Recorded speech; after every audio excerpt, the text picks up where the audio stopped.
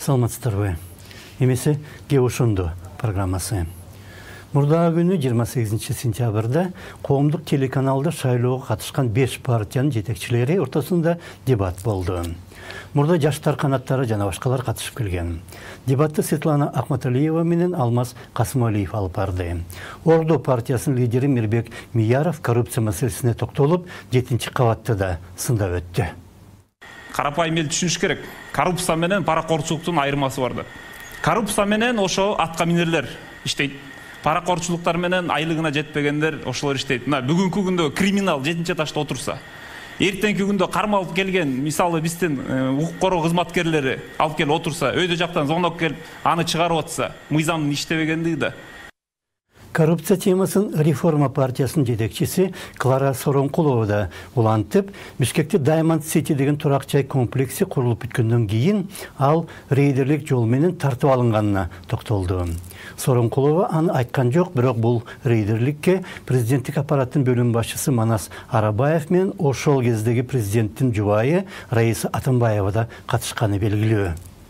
Я хочу привести пример с Diamond City, да, китайский. Мен Diamond City деген турак-жай комплексин мисалга келтирейин. Аны Кытай инвестору курган жана кийин рейдердик жол менен тартып алынган. Ал ишке бир топ жогорку кызматтагы адам менен азырда иштеп жаткан 8 сот катышкан. Ушундай иштер болуп жатканда кайсы чет өлкөлүк инвесторго биз коопсуздук менен мыйзамдуулукту кепилдей алабыз? Кыргызстанга кайсы инвестор келмегеле? Эгер шайлоодо жеңип өлкөнү башкарам деген партиянын шайлоо тизмесинде уюшкан кылмыштуу топтордун мүчөлөрү жүрсө, организованных преступных группировок. Социал-демократтар партиясынын төрагасынын ордунбасары Темирлан Султанбеков менен Атамекен партиясынын тизмесинде 1-орунга ээ болгон Жанар Акаев ары бери өз партиясын мактап, өлкөдөгү абалды биз гана өзгөртө алабыз дегенге чейин барды. Алардын экөөнүн тең айтымында бардыгына азыркы бийлик күнөөлүү. Анткени алар эч нерсени түшүнбөйт жана алардын колунан эч нерсе келбейт. Өзгөрүү үчүн бир гана каалоо жетишсиз. Саясий бекем эрки бар, идеологиясы так, программасы анык жана курамы күчтүү команда керек.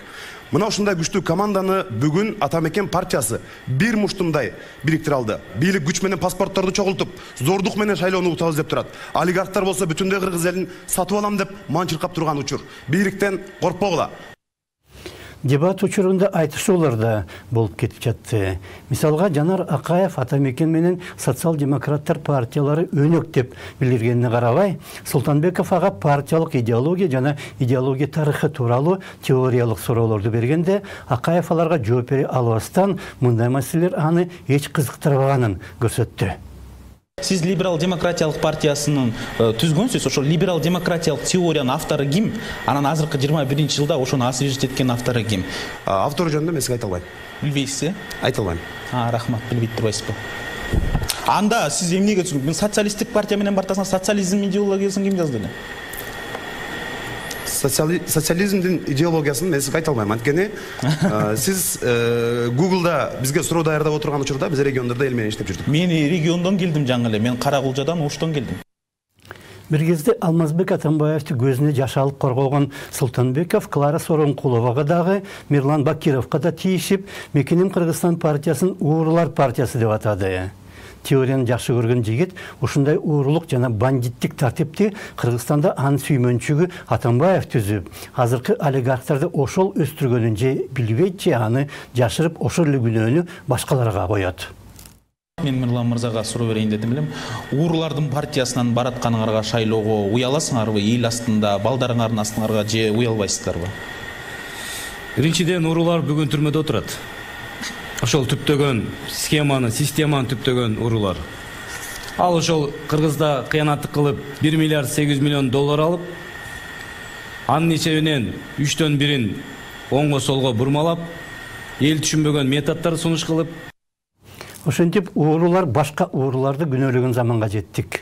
Ке ошондо саламат калыңыздар.